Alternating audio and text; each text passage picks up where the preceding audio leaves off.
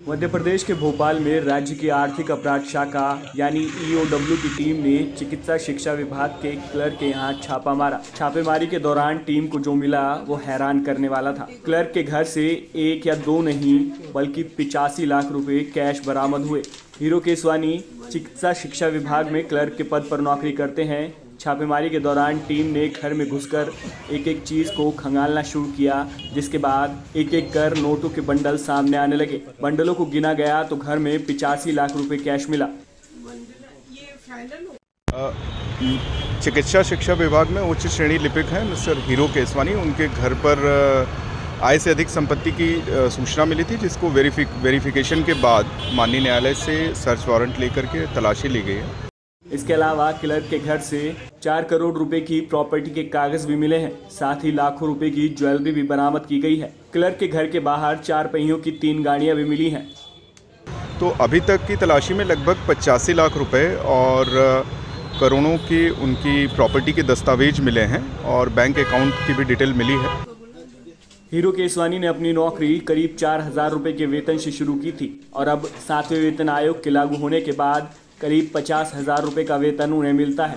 EOW की team अब ये जांच कर रही है कि आखिर इतनी संपत्ति एक क्लर्क के पास कहां से आई।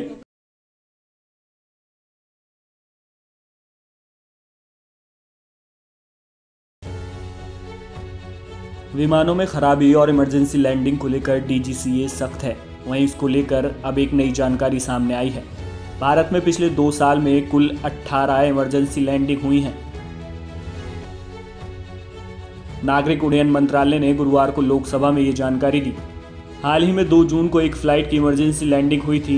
ये फ्लाइट दिल्ली से जबलपुर जा रही थी। उड़ान के वक्त क्रू मेंबर को विमान में धुएं का पता चला, जिसके चलते विमान की इमरजेंसी लैंडिंग करानी पड़ी। ऐसी ही घटना 16 जुलाई को कालीकट से दुबई जा रही फ्लाइट में घटी थी। फ्लाइट में जलने की गंध आने के बाद इसे मस्कट डाइवर्ट किया गया था। सरकारी आंकड़ों के मुताबिक 1 जुलाई 2021 से 30 जून 2022 के बीच यानी पिछले 1 साल में विमानों में तकनीकी खराबी से संबंधित कुल 478 मामले सामने आए हैं। जानकारी के मुताबिक डीजीसीए ने 1 जुलाई 2021 से 30 जून 2022 के दौरान इंजीनियरिंग और रखरखाव पहलुओं पर कुल 177 निगरानी, 497 स्पॉट चेक और 169 नाइट चेक किए हैं। इस दौरान पाए गए उल्लंघनों के आधार पर 21 मामलों में एयरलाइन ऑपरेटर के जिम्मेदार कर्मियों के खिलाफ कार्रवाई की गई है।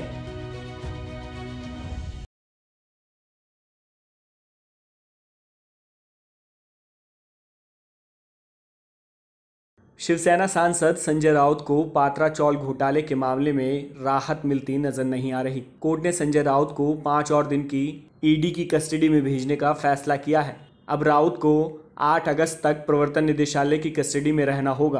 Prevention of money laundering act यानी पीएमएलए कोर्ट में सुनवाई के दौरान जज ने राउत से पूछा कि क्या आपको कोई दिक्कत है, तो राउत ने कहा जहां कस्टडी में रखा गया है वहां वेंटिलेशन नहीं है।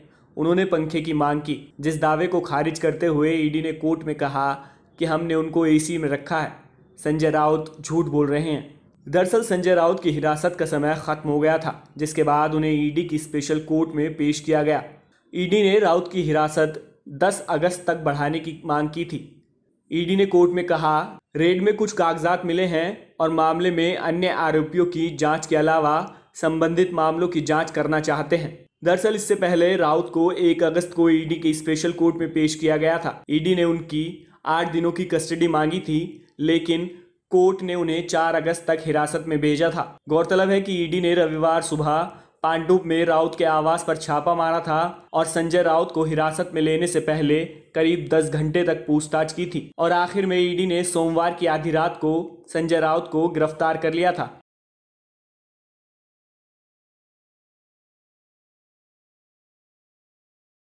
Common university entrance test undergraduate यानी CUET UG 2022 फेज़ 2 की परीक्षा आज हो रही हैं।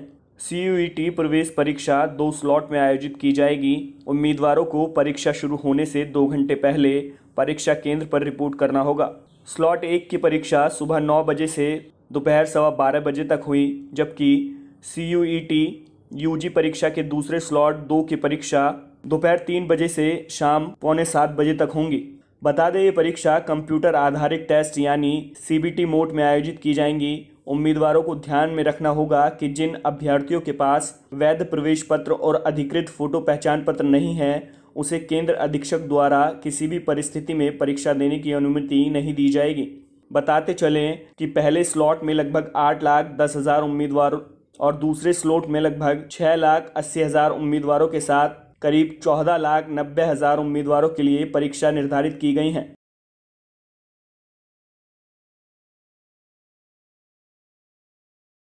मुख्यमंत्री भगवंत सिंह मान का किया वादा पूरा करते हुए पंजाब सरकार ने 31 दिसंबर 2021 तक सभी घरेलू श्रेणी के उपभोक्ताओं के बकाया बिजली बिल माफ कर दिया है। Punjab state power corporation limited यानी PSPCL ने इस संबंध में एक अधिसूचना जारी की है।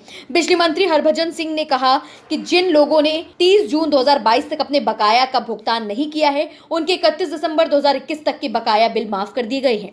मंत्री ने कहा कि जो बिजली कनेक्शन काट दिए गए हैं जिन्हें बहाल करना संभव नहीं है उन्हें PSPCL द्वारा आवेदक के अनुरोध पर फिर से जारी किया जाएगा। अन्य सभी उपभोक्ता जैसे सरकारी अस्पताल, डिस्पेंसरी, पूजा स्थल, सरकारी खेल संस्थान, सैन्य विश्राम गृह, सरकारी सहायता प्राप्त शिक्षण संस्थान और छात्रावास आदि इस माफी योजना के तहत कवर नहीं होंगे। बता दें कि सरकार राज्य के सभी पात्र और निवासियों को हर महीने 300 यूनिट बिजली मुफ्त में उपलब्ध करा रही है। राज्य सरकार के इस कदम से लगभग 28.10 लाख घरेलू उपभोक्ताओं को कुल 1,298 करोड़ रुपए की राहत मिलेगी।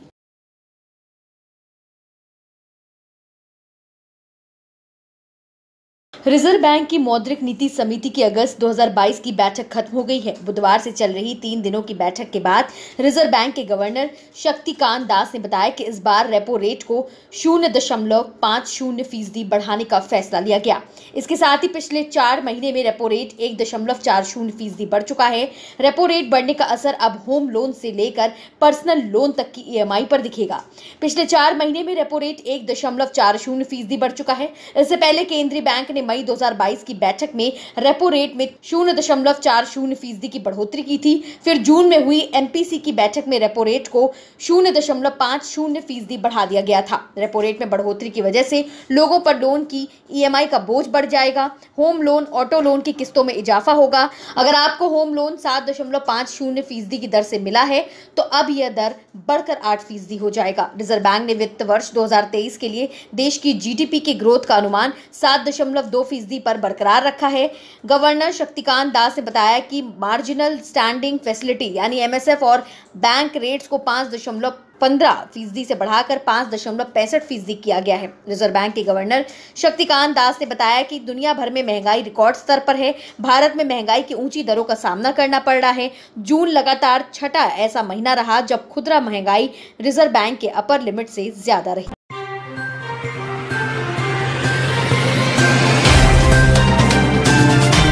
Subscribe now and press the bell icon. Never miss an update.